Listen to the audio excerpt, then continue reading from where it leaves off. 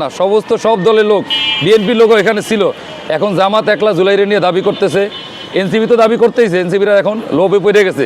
তারা চাচ্ছে রাষ্ট্র চালাইতে। ছাত্র দিয়ে কখনো রাষ্ট্র চালানো যায় না, রাষ্ট্র চালাইতে অভিজ্ঞ সম্পন্ন লোক দরকার হয়। সেখানে তারা এখন একটা দল গঠন করছে, তারা কিছু ভোটও পাইছে, এমপিও হয়েছে। এই যে তাদের পাটোয়ারি আছে, পাটোয়ারি একটা নাস্তিক টাইপের লোক, তার কথাবার্তায় কোনো সভ্যতা নাই, একটা বর্বর লোক। তারে কারা ফিটিং করছে? অবশ্যই তারা জামাত ফিটিং করছে, এবং এই এনসিপি জামাতের একটা অংশ।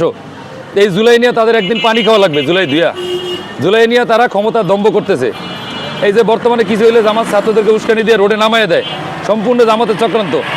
কিছুদিন আগে জামাতের এমপি একটা খারাপ একটা কাজ করতে নারী নিয়ে ধরা খাইছে, সেই জিনিসটা ঢাকার জন্য তারা এখন জুলাই নিয়ে ব্যস্ত, তারা এখন কারেন্ট গ্যাস নিয়ে ব্যস্ত। আরে সরকার একটা আসছে, 1 বছরও হয় নাই, দেশের অবস্থা টালমাটাল। একটা গণঅভ্যুত্থান হলে দেশের কিছুই থাকে না, অনেক টাকা পয়সা লস্ট হয়, গুম হয়, খুন হয়, অনেক কিছু লুটতারাজ হয়ে গেছে। এই অবস্থায় সরকার তো টালমাটাল অবস্থা সামাল দিতে হবে। এই মুহূর্তে জামাত যদি আন্দোলন করে ভুল হবে, ওনারা চাইছে আরেকটা সরকার পতন করতে, কিন্তু এই দেশে হবে না, জনগণ মানবে না। আমরা আবার রাস্তায় দাবায় পড়বো। এই জামাত ছিল আপনার 71 বিরোধী দল, বাংলাদেশের পক্ষে তারা কাজ করে নাই, বাংলাদেশের বিপক্ষে ছিল জামাত ইসলাম, তারা ছিল রাজাকার। তারা কিভাবে বাংলাদেশের আসনে বসতে পারে?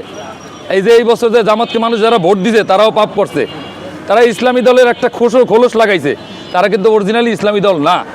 তারা ওই আমলেও ন্যায় নির্যাতন করছে, এই আমলেও ন্যায় নির্যাতন করতেছে। এই যে জুলাই আন্দোলনের কথা বলতেছে, জুলাই আন্দোলনের ভালো ভূমিকা জামাত না, সমস্ত জনগণের দাবিদার। এই জন্য আমাদের জামাতকে বর্জন করতে হবে। জামাত আসলেও 71 বিরোধী লোক, এখনও জামাত রাজাকার এবং আলবদর আর শামস। এই জন্য আমরা সমস্ত জনগণকে আমার আহ্বান, আমি একটা রিক্সাওয়ালা, আমার কথা কাজে লাগবে না, তারপরেও জামাতকে বর্জন করেন। বর্তমান যে সরকার আছে সবাই মিলে তাকে সহায়তা করেন, যেন দেশটা 5 বছর ভালোভাবে চালাইতে পারে।